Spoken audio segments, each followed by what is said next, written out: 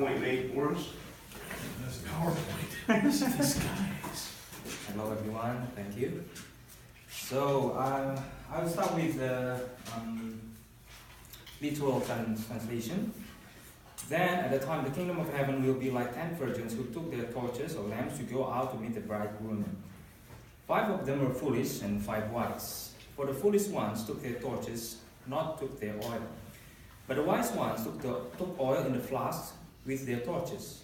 But the bridegroom delays, all became drowsy and fell asleep. And in the middle of the night, an outcry took place. Behold, the bridegroom came out into a meeting of him. Then all those virgins arose and arranged their torches. But the foolish ones spoke to the wise ones, "Give us the oil from you, because our torches were quenched." But the wise answered, saying, "In order that not be enough for us and for you, rather go to the shops and buy for yourselves." And when they had gone to buy, the bridegroom came, and the prepared ones came into his wedding feast, and the door was shut. And afterwards, the remaining virgins also come and say, "Lord, Lord, open for us." But he answered, saying, "Truly I say to you, I do not know you. Therefore watch, because you do not know the day, not even the hour." There's only slightly difference in translation that has been found. Like in the Masoretic text, they add something, and the bride behind the bridegroom. And other texts, other witnesses add in their flasks after the oil. And other Masoretic texts will come out as rise up. And in the last point, the character of the passage is such that syntactic parallelism is limited to the contrasting statements in verse 2 and 3 to 4. D. Flusser, however, thinks that this parable is only lightly edited. And these are the structure, as you can see. And these are some questions that Snodgrass brought. Where did the wedding feast take place? In the groom's house, in the bride's house? To whose house or what place is the bridegroom coming? Secondly, did Jesus use the bridegroom as a messianic image? Do the elements in the parable, the virgins, the oil, the bridegroom, have allegorical significance? And to whom was this parable addressed? Was the delay an essential theme in Jesus' time, or does it refer to the church experience of the delay of the parousia and demonstrate an origin in the church rather than from Jesus' era? Does sleep carry any negative connotations in this parable? Are the wise virgins ethically culpable for not sharing? Does verse 13, the last one, with its exhortation to watch, fit the parable since all 10 virgins slept? What is the teaching of the parable then? So Hebner says in WBC, the coming of the bridegroom and the wedding banquet have messianic associations which made the parable particularly effective. Although there are stories in Mark and Luke centering on the necessity of watching, with motive related to the present further passage in Luke 13, Matthew appears to be dependent. So this story is not to be found somewhere else. Maybe Matthew has his own source for this parable. Then this messianic association may be seen in later Jewish writing. It is found in later Jewish writing, like Sifra Semini applies, blah, blah, blah, to welcome daughters of Jerusalem to come out and welcome King Solomon, who wears a crown on his wedding day. And Sifra understands this wedding represents the coming of God's presence. So in the later Jewish writing, they didn't see this as the parousia, but to the fulfillment of the messianic prophecy.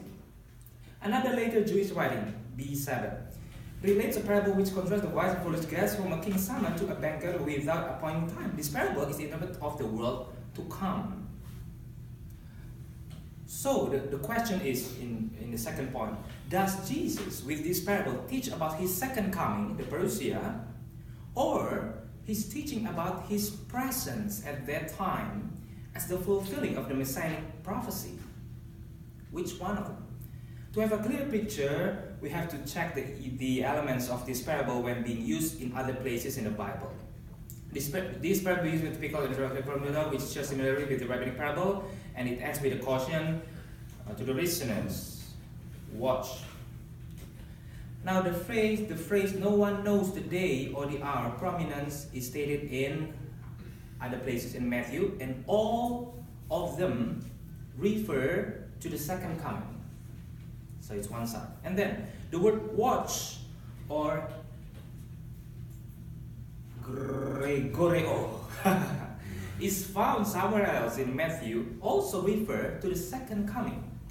And the word wise, pronimos, is to be found in 24:45 in a parable about the wise servant, also about the second coming or the final judgment there. The word ready, epoimos, also referred to in the context of second coming. The word delay, chronixo, isn't it? It's found in the story of the wicked servant. It's also about the second coming. So it's more likely that this parable speaks about the parousia. The theme wedding, gamos, also occurs. The theme in Matthew, in Luke, and John, Revelation. Perhaps talk about the second coming. The word bridegroom.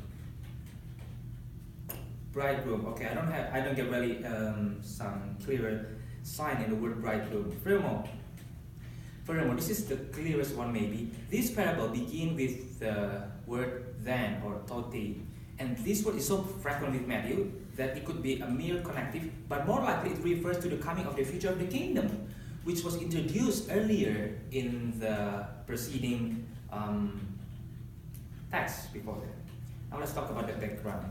Information about weddings customs are sparse and they have differ from place to place. However, the general says of maidens attending the bride, the virgins attending the bride, coming out in the night with torches to meet the bridegroom. Probably reflects actual historical practice or refers to similar practices in modern Palestine, rather than being a story with artificial details concocted for the purpose of teaching. All the same, it is difficult to know precisely where the bridesmaids were. This point of information, however, is hardly crucial to the interpretation of the parable. That we have two options. The first one, about a nightfall, the procession would begin and the bride would be escorted to the groom's house by an torch with torches and lanterns. The groom would go out to receive the bride and bring her into his home, where blessing celebration would last for like 7 days. Option number two is the groom is understood as bringing his bride back to his house after observing the banquet at the home of the bride. The virgins then wait in the home of the groom. The idea of bridegroom's delay is common, especially because it was resulting from negotiations with the bride's parents. Blomberg adds that the delay was a standard feature of Jewish weddings, so this detail need not reflect any late stage of the tradition. The problem with the oil is with regard to oil in reserve or whether the foolish girls did not bring oil at all. Since they say, our lamps are going out, it is likely that the foolish girls did not bring extra oil. The portable torches would be bundles of cloth mounted on carrying sticks soaked with oil. The jars would have held the oil and the girls would have dipped their torches into the oil before lighting them. Thus, only very foolish bridesmaids would come without plenty of extra oil, in case their lamps needed to stay lit for a considerable time. How about the shop that is still open in the middle of the night? Would that be possible? Blomberg says even shops being open late at night would have fit the special festive occasion, lest the celebration run out of certain supplies. In a text, Psalm about 8:10, a parable tells of people who left king's banquet at various times, some left in second and third hours of the night when some shops were still open. In any local people know whom to contact for emergency needs, especially if a major banquet is occurring. The most implausible detail of all, however, is the reaction of the bridegroom in refusing to open the door for the foolish bridesmaids and in claiming not even to know them. But at an allegorical level, these features make good sense when the story is seen as warning about the irreversible judgment that awaits those who have masqueraded as true people of God. The same is true of the shorter partial parallel in Luke 13, where the shut door belongs simply to a house owner and the people not allow entrance claim to be his neighbors. In redaction criticism, you can see that there is no clear parallel for this parable, neither in Mark nor in Luke. According to Patrick, however, the unique view of him, most contemporary Bible scholars suspect that the closed door is not original Jesus material for 5 reasons. 1, many modern scholars do not suppose that Jesus told parables about the return of the Son of Man. 2, the parable is moralistic and without much depth. 3. Most of Jesus' parables seem to have a kind of trickiness, a punch in the end, but this parable is too obvious. 4. The parable delivers an appeal-based threat. Jesus does not normally do such thing. 5. For good reason, recent scholars have considered second material secondary a product of eager early Christianity. Interesting. My quick response to Patrick are, Jesus told parables about the faithful and wicked servant, which is also depicts the Pharisee as well. So this is not a alien thing to Jesus' parables. 2. The Good Samaritan is more likely to be more moralistic than this eschatological caution. And 3. This parable indeed has a tricky part in the very end when the bridegroom easily rebuffs the virgin without inquiring any further. That's the punch. Now this is the location in Matthew, so we can see it is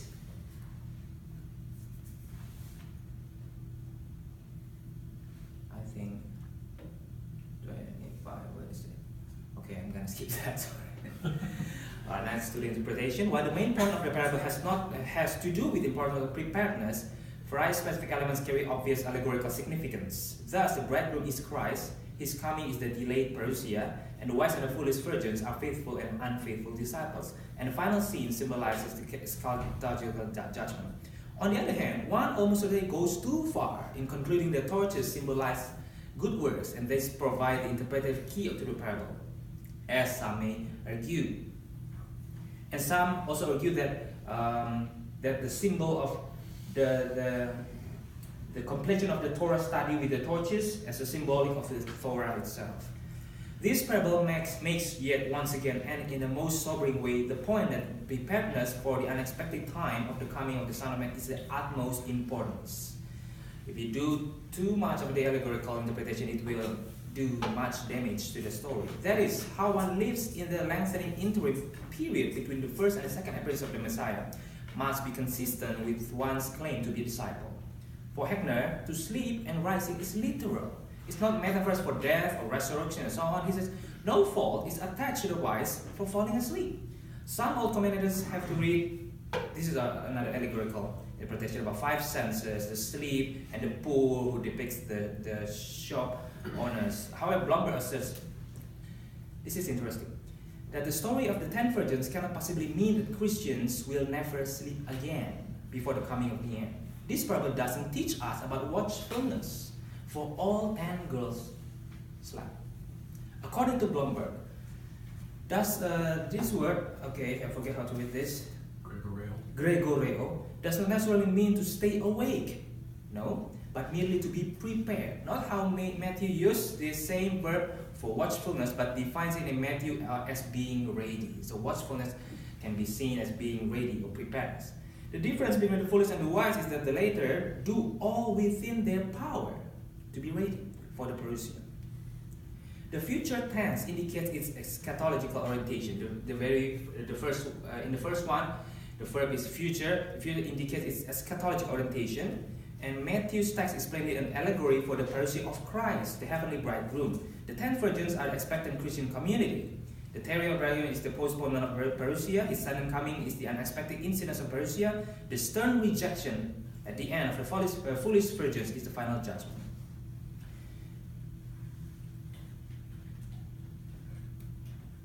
The parable should not be allegorized to the extent that they will blah blah blah.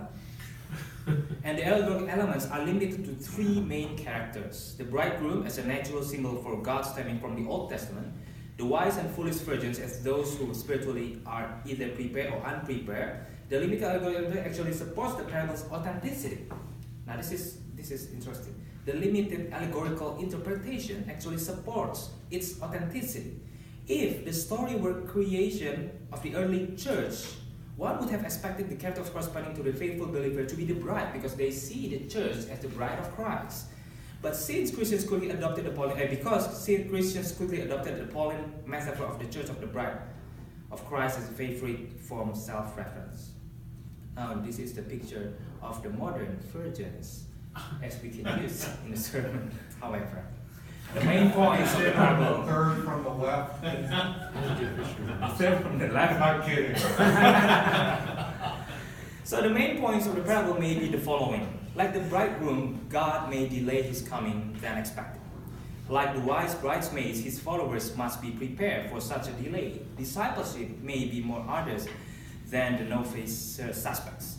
Like the foolish bridesmaids, those who do not prepare adequately may discover a point beyond which there is no return. When the end comes, it will be too late to undo the damage of neglect. Thank Yes, you, Danny. thank you. Thanks very much. Questions for Danny? By the way, if you guys want to send me the PowerPoints that you use, I'll put them up on Moodle for everybody if you like that. I mean, they're your PowerPoints, so you can decide, but if you would like to, I'll put them up on Moodle. Any questions for Danny? No, thank you. Let me ask you one question, and that is, you argued that the bridegroom is God from the Old Testament. It seemed like, though, at other times you were arguing that the bridegroom was Christ and is coming again. Is that modalism? Well, Say no. Sorry, answer is no. blah, blah, blah. How can I say? Matthew used the term bridegroom to refer to Christ, when the Old Testament used bridegroom to refer to God. So, that's the best thing I can give you. Okay. Christ is good. I wasn't trying to give you a hard time, I just needed something we got to think through. And often, people are modalistic in their prayers. You know, they'll begin praying to the Father and then say, thank you for shedding your blood for us. Yeah. So, not a big deal, but anyway. Jonathan, would you like to go next? Sure. Thank you. Thank you, Danny. Thank you very much, Danny. Phoenix and Devara. Jesus, Joseph, and Mary. Okay, now, on that note, thank you, Scottish man, that in all the years that I have been living in